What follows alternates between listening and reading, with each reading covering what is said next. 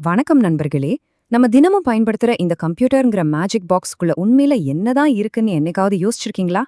நாம வெறும் ஒரு யூசரா மட்டும் இல்லாம, ஒரு கம்ப்யூட்டர் எப்படி யோசிக்குது, எப்படி வேலை செய்யுதுன்னு புரிஞ்சுக்கிறதுக்கான ஒரு பயணத்தை இன்னைக்கு நாம ஆரம்பிக்கலாம். வாங்க. சரி, இன்னைக்கு நம்மளோட பயணத்திட்டம் இதுதான். முதல்ல கம்ப்யூட்டர்னா என்னன்ற பேசிக் கேள்வியில ஆரம்பிச்சு, அப்புறம் அதோட உடம்பு மாதிரி இருக்கிற ஹார்ட்வேர், மூளை மாதிரி இருக்கிற சாஃப்ட்வேர் பத்தி பார்ப்போம். அதுக்கப்புறம் அது எப்படி தகவலை வாங்கி ப்ராசஸ் பண்ணி நமக்கு ரிசல்ட் கொடுக்குதுன்னு புரிஞ்சுக்க போறோம். கடைசியா கம்ப்யூட்டர்கள் தங்களுக்குள்ள பேசிக்கிற அந்த சீக்ரெட் மொழியும் தெரிஞ்சுக்கலாம். வாங்க ஸ்டார்ட் பண்ணலாம். ஓகே, நம்மளோட முதல் ஸ்டெப் கம்ப்யூட்டர்னா என்ன? இந்த ஒரு கேள்விக்கான பதில்தான் மத்த எல்லாத்துக்கும் அடித்தளம். ரொம்ப ரொம்ப சிம்பிளான ஒரு விளக்கத்துல இருந்து ஆரம்பிக்கலாமா? இந்த டெஃபினிஷனை பாருங்க. கொஞ்சம் டெக்னிக்கலா இருக்கிற மாதிரி தோணலாம், ஆனா விஷயம் ரொம்ப சிம்பிள். நீங்க என்ன சொல்றீங்களோ அதை அப்படியே செய்யற ஒரு மெஷின் தான் கம்ப்யூட்டர். உதாரணத்துக்கு, நீங்க 2 × 2ன்னு டைப் பண்ணா அதை இன்புட்டா எடுத்துக்கிட்டு கொஞ்சம் யோசிச்சு 4ங்கிற பதில தருது. இது வெறும் கணக்கு மட்டும் போடாது, எது சரி எது தப்புங்கிற மாதிரி லாஜிக்கல் முடிவுகளையும் எடுக்கும். சரி, இந்த கம்ப்யூட்டர்ஸ இவ்ளோ பவர்ஃபுல்லா மாத்துறது எது? முதல்ல வேகம். அப்பப்பா, ஒரு செகண்ட்ல லட்சக்கணக்கான வேலைகளை செய்யும். அடுத்து துல்லியம். நாம கணக்கு போடும்போது தப்பு பண்ணுவோம், ஆனா கம்ப்யூட்டர் தப்பே பண்ணாது. அதுக்கு போர் அடிக்காது, நம்மள மாதிரி டயர்டும் ஆகாது. எவ்ளோ நேரம் வேணும்னாலும் ஒரே வேலையை செஞ்சுக்கிட்டே இருக்கும். இந்த குணங்கள் தான் கம்ப்யூட்டரை ஒரு சூப்பரான கருவியா மாத்துது. இப்போ ஒரு கம்ப்யூட்டரோட உடம்பு எது, அதோட ஆன்மா எதுன்னு பிரிச்சு பார்க்க போறோம். ஆமா, எல்லா கம்ப்யூட்டரையும் ரெண்டே விஷயம்தான் உருவாக்குது. ஒன்னு ஹார்ட்வேர், இன்னொன்னு சாஃப்ட்வேர். வாங்க அது என்னன்னு விரிவா பார்க்கலாம். இந்த வித்தியாசம் ரொம்ப முக்கியம்.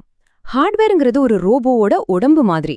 நீங்க தொட முடியும், பார்க்க முடியும். கீபோர்ட், மவுஸ், மானிட்டர் எல்லாமே ஹார்ட்வேர் தான். ஆனா அந்த உடம்பை என்ன செய்யணும், எப்படி நகரணும்னு சொல்ற மூளை தான் சாஃப்ட்வேர். மூளை இல்லாம உடம்பு வெறும் இரும்பு, உடம்பு இல்லாம மூளை வெறும் யோசனை. ரெண்டும் சேர்ந்தாதான் ஒரு முழுமையான கம்ப்யூட்டர் உருவாகும். சரி, இப்போதான் நம்ம ரொம்ப முக்கியமான ஒரு கட்டத்துக்கு வந்திருக்கோம். ஒரு கம்ப்யூட்டருக்குள்ள தகவல் எப்படி பயணம் பண்ணுது?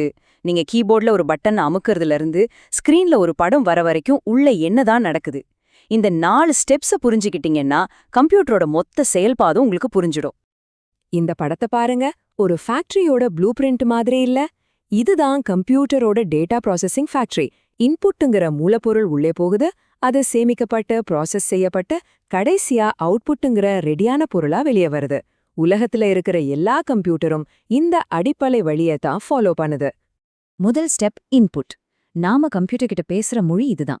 நீங்க கீபோர்ட்ல டைப் பண்றது, மவுஸ கிளிக் பண்றது, இல்ல மைக்ல பேசுறது, இது எல்லாமே நீங்க கம்ப்யூட்டருக்கு கொடுக்கற இன்புட் தான். அதாவது நீங்க கம்ப்யூட்டருக்கு வேலை கொடுக்கறீங்க. நம்ம டெய்லி யூஸ் பண்ற கீபோர்டும் மவுஸும் தான் இதுக்கு பெஸ்ட் எக்ஸாம்பிள். நாம என்ன நினைக்கிறோமோ அதை கம்ப்யூட்டர் கிட்ட சொல்றதுக்கு இதுங்க தான் உதவுது.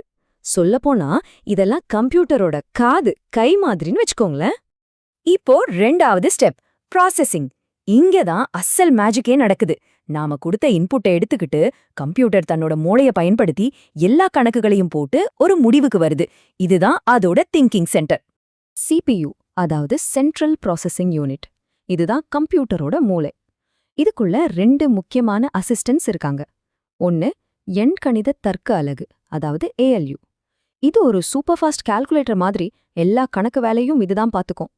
இன்னொன்னு கட்டுப்பாட்டு அலகு, அதாவது CU. இவர் ஒரு டிராஃபிக் போலீஸ் மாதிரி. எல்லா வேலையும் கரெக்டான நேரத்துல கரெக்டான வரிசையில நடக்குதான்னு பார்த்துப்பாரு. 3வது ஸ்டெப் ஸ்டோரேஜ். ஒரு வேலை செய்யும்போது நமக்கு ஞாபகம் வேணும் இல்லையா? அதே மாதிரிதான் கம்ப்யூட்டருக்கும் மெமரி தேவை. ஆனா நம்மள மாதிரியே அதுக்கும் short term memory, long term மெமரின்னு 2 வகை இருக்கு. வாங்க அதை என்னன்னு பார்க்கலாம். இந்த 2 மெமரியையும் ஒப்பிட்டு பாருங்க.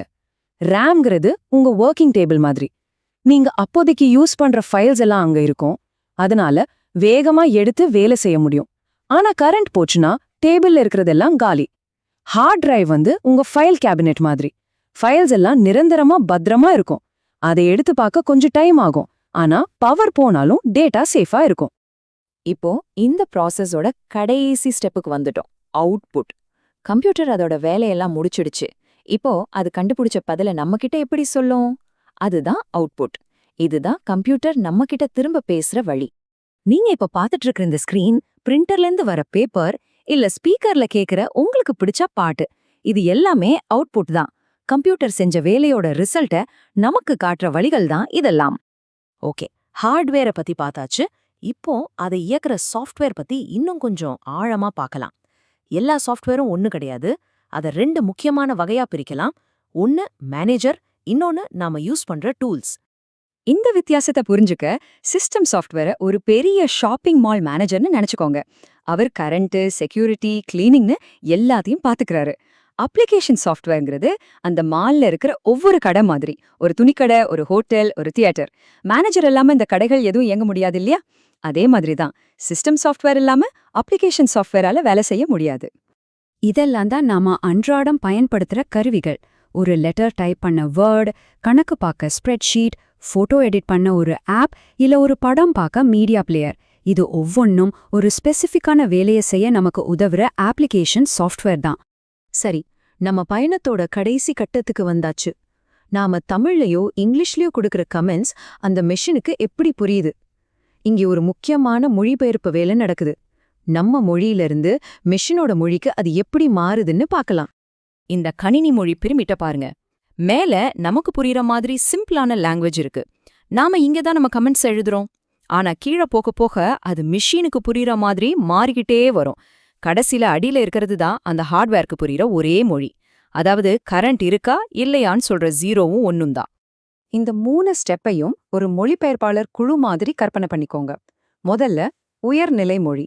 இது நாம பேசுற இங்கிலீஷ் மாதிரி இருக்கு. அடுத்து இயந்திர மொழி. இதுதான் கம்ப்யூட்டரோட தாய்மொழி. அதாவது 0வும் 1ம் மட்டும்தான். இந்த 2க்கும் நடுவுல அசெம்பிளி மொழிங்கிற ஒரு மொழிபெயர்ப்பாளர் இருக்காரு. இவர்தான் நம்ம மொழிய மெஷினுக்கு புரியற மாதிரி மாத்தி கொடுக்கறாரு. இந்த மொழிபெயர்ப்பு நடக்கலனா நாம சொல்ற எதுவுமே கம்ப்யூட்டருக்கு புரியாது.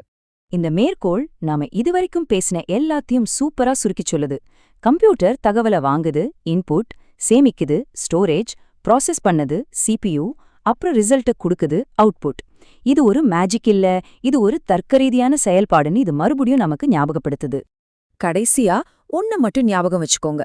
கம்ப்யூட்டருங்கிறது நம்ம என்ன சொல்றோமோ அதை அப்படியே செய்யற ஒரு சக்தி வாய்ந்த கருவிதான். அதுக்குன்னு சொந்தமா அறிவு கிடையாது. இப்போ அது எப்படி வேலை செய்யுது, அதோட மொழி என்னன்னு உங்களுக்கு தெரியும். அந்த சக்தி இப்போ உங்க கையில இருக்கு. அதனால முக்கியமான கேள்வி இதுதான். இந்த அறிவை வச்சு இந்த கருவியை பயன்படுத்தி நீங்க என்ன உருவாக்க போறீங்க?